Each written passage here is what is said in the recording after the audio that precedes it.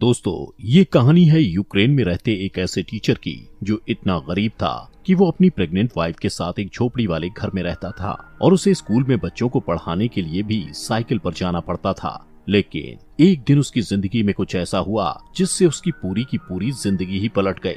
एक दिन कुछ रशिया के सोल्जर्स उसकी वाइफ के साथ बहुत गलत करने की कोशिश करते हैं और जब वो उनसे लड़ती है तो वो रशियंस उसे जान से मार डालते हैं। जिसके बाद वो टीचर अपनी पत्नी का बदला लेने के लिए अपनी कलम साइड में रखकर यूक्रेन का सबसे खतरनाक स्नाइपर बनता है और उसका निशाना इतना सटीक था कि वो 5 किलोमीटर दूर से भी अपने टारगेट को शूट करके मार गिराता है। लेकिन वो कैसे उन रशियन सोल्जर्स से अपनी पत्नी की मौत का बदला लेता है और उसे अपने इस मिशन में किन किन खतरनाक भयानक मुसीबतों का सामना करना पड़ता है, चलिए जानते हैं। तो कहानी की शुरुआत यूक्रेन के एक पीसफुल एरिया डेनवर्स को दिखाते हुए होती है, जहां मिकोला नाम का एक आदमी अपनी प्रेग्नेंट वाइफ नास्टिया के साथ एक छोटी सी झोपड़ी में रहता था। वो दोनों अपनी मैरिड लाइफ में बहुत खुश थे।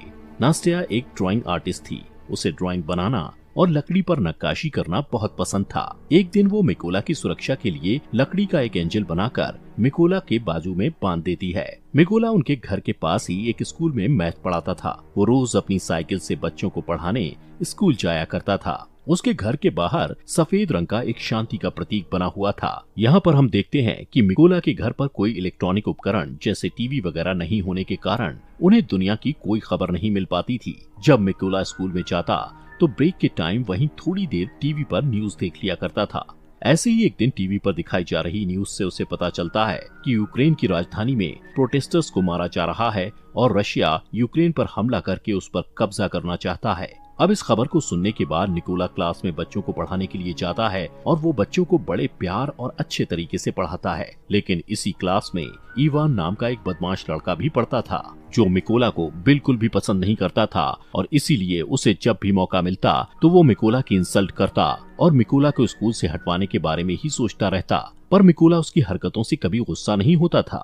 एक दिन सुबह जब मिकोला स्कूल पढ़ाने के लिए जा रहा होता है तो रास्ते में वो कुछ सोल्जर्स को खड़ा देखता है जिन पर वो ज्यादा ध्यान नहीं देता और आगे बढ़ जाता है। अब जैसे ही वो स्कूल पहुंचता है तो देखता है कि पूरा का पूरा स्कूल खाली पड़ा है, जिससे वो थोड़ा सोच में पड़ जाता है। तभी वो टीवी पर एक न्यूज देखता है जिसमें दिखाया जा रहा था कि यूक्रेन पर कब्जा करने के लिए रशियन आर्मी यूक्रेन में घुस चुकी है, जिससे उसे समझ में आ जाता है कि उसने रास्ते में जो सोल्जर्स देखे थे वो दरअसल रशियन सोल्जर्स थे। अब पूरा मामला समझते ही वो तुरंत अपने घर की तरफ भागता है क्योंकि नास्टिया घर पर अकेली थी। लेकिन अब बहुत देर हो चुकी थी क्योंकि रशियन सोल्जर्स उसकी पत्नी को पकड़कर पीट रहे थे और जब मिकोला अपनी पत्नी को बचाने की कोशिश करता है तो रशियन सोल्जर्स उसे भी पकड़कर मारने लगते हैं। मिकोला उनसे रिक्वेस्ट करता है कि मेरी पत्नी प्रेग्नेंट है, इसलिए तुम लोग प्लीज उसे मत मारो। ये सुनकर रशियन सोल्जर उनके घर को आग लगाकर वहाँ से जाने लगते हैं। अब अपने घर को जलता हुआ देख नास्टिया गुस्से में आकर रशियन सोल्जर्स पर जैसे ही पत्थर मारने लगती है तो एक रशियन सोल्जर उस पर गोली चलाकर उसे मार डालता है। मिकोला अपनी वाइफ की बॉडी के पास बैठकर फूट फूट कर रोने लगता है। कुछ घंटे बाद 2 यूक्रेनी सोल्जर्स मिकोला के पास आते हैं और उसकी पहचान करने के बाद उसकी पत्नी नास्टिया के लिए दुख प्रकट करते हैं और उसके लिए कब्र खोदकर मिकोला को कहते हैं कि अपनी पत्नी को यहाँ दफना दो। मिकोला अपनी पत्नी को उस कब्र में दफना देता है। अब क्योंकि रशियन सोल्जर्स ने उसके घर को जला दिया था और उसकी पत्नी को भी मार डाला था, इसलिए अब वो बदले की आग में जल रहा था कि कब वो रशियन सोल्जर्स से अपनी पत्नी की मौत का बदला लेगा। इसलिए वो यूक्रेन सोल्जर्स को रिक्वेस्ट करता है कि मुझे भी अपने साथ ले चलो और मैं भी यूक्रेन आर्मी में शामिल होना चाहता हूँ। ये सुनकर यूक्रेनी सोल्जर्स उसे अपने साथ मिलिट्री बेस में ले जाने लगते हैं। लेकिन जाने से पहले मिकोला लकड़ी के उस एंजल को अपने पास रख लेता है जो उसकी वाइफ ने उसकी सुरक्षा के लिए बनाया था। जब वो मिलिट्री बेस में पहुंचते हैं तो वहां उनका कमांडर मिकोला को आर्मी में शामिल नहीं करता और कहता है कि ये बंदा जासूस भी हो सकता है। लेकिन मिकोला कमांडर को कहता है कि रशियन सोल्जर्स ने मेरे घर को जला दिया और वो लोग मेरी पत्नी को मेरी आंखों के सामने मारकर वहां से चले गए, इसलिए मेरे पास अब जीने की कोई वजह नहीं बची और मैं रशियन सोल्जर्स को मारकर ही दम लूंगा और अपने देश को बचाऊंगा ताकि रशियन सोल्जर्स किसी और के घर को ना उजाड़ें। ये सुनकर कमांडर मिकोला को यूक्रेन आर्मी में भर्ती कर लेता है और उसकी ट्रेनिंग शुरू हो जाती है। मिकोला को बंदूकों के बारे में कुछ भी नहीं पता था और जब बाकी के सोल्जर्स बंदूकों को असेंबल कर रहे होते हैं तो मिकोला उनके सामने सबसे स्लो बंदूक असेंबल करता है, जिससे सभी सैनिकों को लगता है कि वो कभी भी एक अच्छा सोल्जर नहीं बन पाएगा। लेकिन मिकोला अपना पूरा फोकस ट्रेनिंग पर लगाता है ताकि वो जल्द से जल्द एक अच्छा सोल्जर बन पाए। और ऐसे ही एक दिन जब वो ट्रेनिंग कर रहा होता है तो वो अपने सीनियर्स को कहता है कि मुझे मिकोला कहकर मत बुलाओ। वो अपना कोड नेम रेवन रखता है, जिस पर उसके सीनियर्स उस पर हंसते हैं और उसे कहते हैं कि कोड नेम ऐसे ही किसी को नहीं मिलता, उसके लिए बहुत मेहनत लगती है, जिससे मिकोला अपनी पूरी कोशिश से ट्रेनिंग में लगा रहता है। रात को जब सभी सिपाही सो रहे होते थे तब भी मिकोला अकेले ही अपनी प्रैक्टिस जारी रखता था। एक दिन उसका कमांडर उनको बताता है कि हमारे पास स्नाइपर्स की कमी है, इसलिए तुम लोगों में से कौन कौन स्नाइपर बनना चाहता है, जिसे सुनकर बहुत ही कम लोग अपना हाथ उठाते हैं। लेकिन इनमें से एक मिकोला भी था, जिसे देखकर सभी हंसने लगते हैं। कमांडर उससे कहता है कि तुम्हें तो बंदूक भी असेंबल करनी नहीं आती, तुम कभी भी स्नाइपर नहीं बन सकते। लेकिन मिकोला कहता है कि मैं एक अच्छा स्नाइपर बन सकता हूँ और मैं ये साबित कर सकता हूँ। वो कमांडर को कहता है कि आप मेरा कोई भी टेस्ट ले सकते हो। तब कमांडर उसे टेस्ट देते हुए कहता है कि तुम्हें सिर्फ 20 सेकंड में इस AK-47 बंदूक को असेंबल करना होगा। तब मिकोला आंखों पर पट्टी बांधकर बंदूक को असेंबल करना शुरू करता है और सिर्फ 18 सेकंड में ही AK-47 को असेंबल कर देता है। ये देखकर सभी हैरान रह जाते हैं और जो लोग पहले मिकोला पर हंस रहे थे अब वो उसके लिए तालियां बजाने लगते हैं। इसके बाद मिकोला की स्नाइपर ट्रेनिंग शुरू हो जाती है और मिकोला स्नाइपर की ट्रेनिंग को पूरी जी जान से सीखने लग जाता है। ऐसे ही कुछ दिनों बाद वो दिन आ जाता है जिस दिन इन सभी स्नाइपर्स को बंदूकें दी जानी थी। यहाँ पर बाकी सभी स्नाइपर्स को बंदूक का नया और बेहतरीन मॉडल दिया जाता है, लेकिन वहीं मिकोला को एक पुराने मॉडल की बंदूक जो कि सही से काम भी नहीं करती थी वो दी जाती है। अपने साथ ऐसा भेदभाव देखते हुए मिकोला अपने सीनियर से कहता है कि सर मुझे भी नए मॉडल की बंदूक दीजिए, जिस पर उसका सीनियर उसे गुस्से से कहता है कि पहले तुम्हें प्रूव करना होगा कि तुम एक अच्छे स्नाइपर हो, उसके बाद तुम्हें नए मॉडल की बंदूक मिल जाएगी, जिसके लिए मिकोला तैयार हो जाता है। अब इन सभी स्नाइपर्स की लास्ट ट्रेनिंग शुरू होती है, जिसमें उन्हें सबसे पहले सीनियर सभी स्नाइपर्स को बताता है कि जब तुम लोग अपने दुश्मन पर छुपकर निशाना साध रहे होगे तब तुम लोगों को चाहे जो भी परिस्थिति आ जाए बिल्कुल भी हिलना नहीं है और सिर्फ अपने टारगेट पर फोकस करके उसे शूट करना है। इसके बाद सीनियर एक एक करके सभी स्नाइपर्स के पास शूट करने लगता है और जो भी सोल्जर गोली लगने के डर से जरा सा भी हिलता है तो उसे ट्रेनिंग से बाहर कर दिया जाता है। ऐसे ही जब मिकोला के पास सीनियर गोली चलाता है तो वो अपनी जगह पर ही निडरता से लेटा रहता है। यहाँ पर मिकोला अपने टारगेट पर उसी पुरानी बंदूक से निशाना लगाने की कोशिश करता है, लेकिन तभी इनका सीनियर उसे कहता है कि तुम्हें सिर्फ एक ही बार अपना टारगेट देखने को मिलेगा। और जैसे ही मिकोला अपना टारगेट देखता है तभी उसकी आंखों को ढक दिया जाता है, जिससे मिकोला का निशाना थोड़ा चूक जाता है। लेकिन सभी को पता था कि अगर मिकोला को नई बंदूक दी जाती और उसकी आंखों के आगे कुछ न रखा जाता तो वो अपना निशाना बिल्कुल सही लगाता, लेकिन कोई भी इस बारे में बात नहीं करता और मिकोला भी इस पर ज्यादा ध्यान नहीं देता। रात को इन स्नाइपर्स का नाइट शूट टेस्ट होता है, जिसमें ट्रेनर के फ्लेयर गन शॉट करते ही सभी स्नाइपर्स को उस फ्लेयर की रोशनी में अपने अपने टारगेट्स पर गोली चलानी थी। लेकिन मिकोला गोली नहीं चलाता क्योंकि वो मैथ में बहुत अच्छा था, इसलिए वो उस फ्लेयर गन की रोशनी में सिर्फ अपने टारगेट की दूरी का अंदाजा अपने माइंड में फटाफट से लगा लेता है और फिर जब पूरी तरह अंधेरा हो जाता है तो वो अपने टारगेट को शूट करता है और उसका निशाना बिल्कुल ठीक सेंटर पर लगता है, जो उसके सिवा और कोई नहीं कर पाया था। अगले दिन इन सभी का रिजल्ट आता है और सीनियर मिकोला को सैल्यूट करते हुए कहता है तुम पास हो चुके हो। इसके बाद कर्नल मिकोला को कहते हैं कि तुम जल्दी से अपने सभी जरूरी सामानों को पैक कर लो क्योंकि तुम्हें एक जरूरी मिशन पर बाकी के स्नाइपर्स के साथ जाना है। अब इनका फर्स्ट मिशन ये था कि पास ही के एक चेक पॉइंट पर रशियन आर्मी ने कब्जा कर रखा था, जिसको इन लोगों ने उनसे छुड़वाना था। इसलिए मिकोला अपने साथी स्नाइपर्स के साथ उस एरिया में घुस जाता है और सभी अपनी गन पोजीशन ले लेते हैं। यहाँ पर इन सबको एक एक टारगेट दिया जाता है। जैसे ही ये लोग रशियन आर्मी पर शूट करने वाले होते हैं तो ये देखते हैं कि एक गाड़ी चेक पॉइंट की तरफ जा रही होती है, जिससे कर्नल सबको शूट ना करने के लिए बोलते हैं। वहीं रशियन आर्मी उस गाड़ी को रोक लेते हैं जिसमें एक कपल कहीं पर जा रहा था।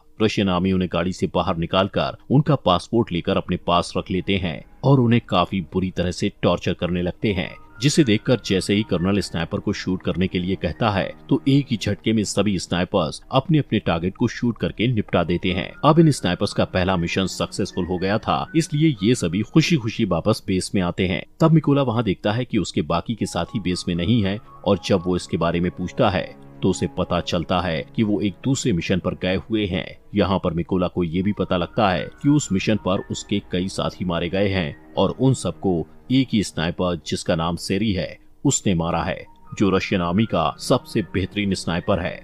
कुछ दिनों बाद इनका नेक्स्ट मिशन शुरू हो जाता है, जिसके लिए सभी स्नाइपर्स उस जगह पर पहुंच जाते हैं जहां पर रशियन आर्मी कब्जा करने के लिए आने वाली थी। सबसे पहले मिकोला अपने साथियों के साथ इन जगहों पर बॉम्ब्स फिट करने लग जाता है और खुद को घास के अंदर छुपाकर रशियंस के आने का इंतजार करने लगता है। अब जैसे ही कुछ टाइम बाद रशियन आर्मी वहां आने लगती है तो मिकोला देखता है कि उन रशियन आर्मी में उसका स्टूडेंट इवान भी था, जो स्कूल में उसे हर टाइम परेशान करता रहता था और अब वो रशियन आर्मी में शामिल हो चुका था। मिकोला को अपने स्टूडेंट को मारना अच्छा नहीं लगता, लेकिन जैसे ही कर्नल शूट का ऑर्डर देते हैं तो मिकोला थोड़ा सोचने के बाद अपने जज्बातों को साइड में रखते हुए बारूद पर शूट कर देता है, जिससे इवान समेत सभी रशियन आर्मी वाले मारे जाते हैं। इसके बाद कर्नल उससे गुस्से में पूछता है कि तुम क्या सोच रहे थे, तो मिकोला उसे बताता है कि उस रशियन सैनिकों में से एक मेरा स्टूडेंट भी था जिसने रशियन आर्मी को ज्वाइन कर लिया था। तब कर्नल उसे समझाते हैं कि ये इवान की चॉइस थी कि वो गद्दारों में शामिल हो गया, इसलिए तुम्हें अपने स्टूडेंट के लिए बुरा मानने की बिल्कुल भी जरूरत नहीं है। इसके बाद ये लोग वापस बेस में आ जाते हैं।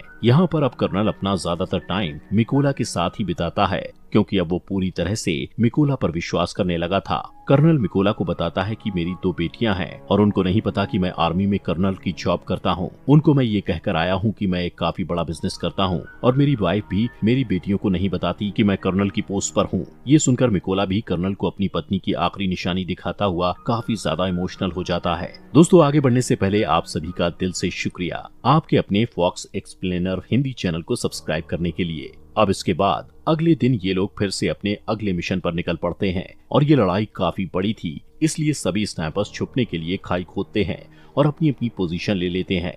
यहाँ पर ये लोग इसलिए आए थे क्योंकि इन्हें कहीं से पता चल गया था कि रशिया के कुछ सिपाही इधर कब्जा करने के लिए आ रहे हैं। इस मिशन में कर्नल मिकोला के साथ ही थे। तभी कुछ टाइम बाद मिकोला यहाँ पर नोटिस करता है कि उन रशियन सोल्जर्स के साथ वो सोल्जर भी आया था जिसने उसकी पत्नी को गोली मारी थी। वो सोल्जर बिल्कुल ही मिकोला के निशाने पर था। ये देखकर मिकोला कर्नल से पूछता है क्या मैं उस पर शूट कर सकता हूँ, जिस पर कर्नल कहता है कि अभी नहीं। मिकोला फिर से देखता है कि वो रशियन बिल्कुल उसके निशाने पर है और शायद फिर उसे कभी ये मौका न मिले, इसलिए वो फिर से कर्नल से पूछता है तो कर्नल उसे फिर से मना कर देता है। अब क्योंकि मिकोला का मिशन ही यही था कि वो अपनी पत्नी का बदला ले, इसीलिए वो खुद पर कंट्रोल नहीं रख पाता और उस सोल्जर पर शूट करके उसे मार डालता है। लेकिन इससे रशियन सैनिकों को इनके बारे में पता चल जाता है। कर्नल मिकोला पर भड़क जाता है कि तुमने क्या किया। तभी सेरी, जो रशियन आर्मी का एक तेज तर्रार स्नाइपर था, वो कर्नल को शूट करके मार डालता है और सभी रशियन सोल्जर्स इन पर बॉम्ब्स फेंकने लगते हैं, जिससे मिकोला कर्नल की बॉडी को उठाकर वहां से दूर भागने लगता है।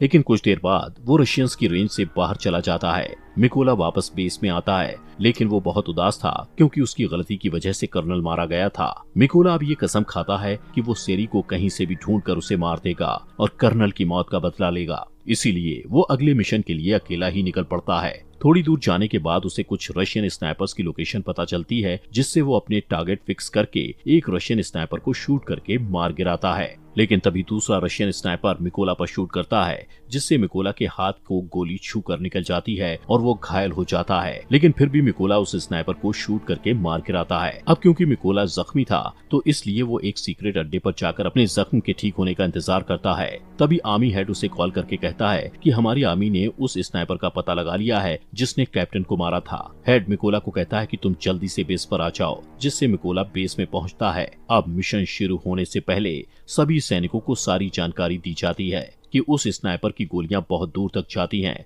उसने अब तक 5 सबसे कारगर यूक्रेनी स्नाइपर्स और 3 मशीन गनर्स को मार गिराया है और उस स्नाइपर का नाम है सेरी। हेड उन सबको ये भी बताता है कि सेरी पहले यूक्रेनी सोल्जर्स को मारता है और फिर उनकी फोटोज और वीडियोस को रिकॉर्ड करके इंटरनेट पर पोस्ट कर देता है, ताकि वो यूक्रेनी लोगों और खासकर यूक्रेनी आर्मी का मनोबल तोड़ पाए और वो हार मान ले। सेरी के पोस्ट इंटरनेट पर डालने से यूक्रेन आर्मी को उसकी लोकेशन का पता चल गया था।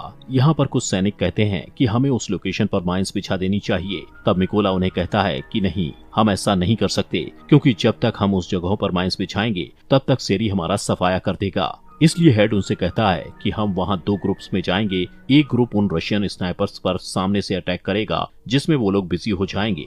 तभी दूसरे ग्रुप वाले उन पर अटैक करेंगे, जिससे उनका ध्यान बढ़ जाएगा और मिकोला इसी का फायदा उठाकर उस बिल्डिंग के अंदर चला जाएगा जहां पर रशियन स्नाइपर्स होंगे और उनको मार गिराएंगे। प्लान बन जाने के बाद ये लोग बिल्कुल ऐसा ही करते हैं और जल्द ही अपनी अपनी पोजीशन पर पहुंच जाते हैं और रशियंस का ध्यान भटकाने में कामयाब हो जाते हैं और मिकोला को मौका मिल जाता है बिल्डिंग में एंटर होने का। मिकोला वहां पर अपने सामने 2 रशियन स्नाइपर्स को देखकर उन पर हमला करके उन्हें मारकर आगे बढ़ जाता है। मिकोला अपने साथियों को कहता है कि मेरा रास्ता क्लियर कर दो, जिससे सभी यूक्रेन सोल्जर रशियन के बहुत सारे सैनिकों को मारकर उसके लिए रास्ता साफ कर देते हैं। मिकोला आगे बढ़ता है। वहीं सेरी ये नोटिस करता है कि कोई भी सोल्जर उसे रिपोर्ट नहीं दे रहा, जिससे उसे थोड़ा शक होता है और वो चेक करने के लिए खुद ही छत पर जाने लगता है, क्योंकि छत पर भी एक रशियन स्नाइपर था जो अब मर चुका था। ये देखकर वो वापस अपनी पोजीशन पर वापस आ जाता है। तब उसे मिकोला की पत्नी का खिलौना दिखाई देता है।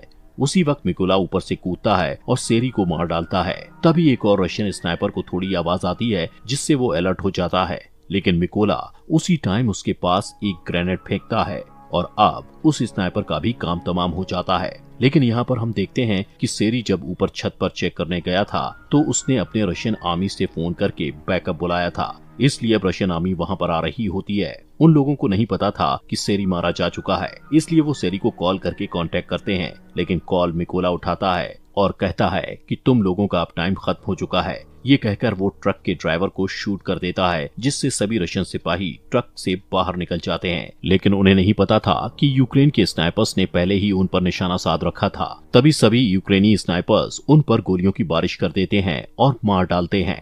अब सभी को मारने के बाद मिकोला अपनी पत्नी की कब्र पर जाता है और उसे उदास भरे मन से कहता है कि मैंने अपने दुश्मनों से बदला ले लिया, लेकिन मुझे अब अपने देश की सेवा करनी है, इसलिए मुझे जाना होगा। इतना कहते हुए वो अपने अगले मिशन पर निकल पड़ता है और यहीं पर ये शानदार मूवी खत्म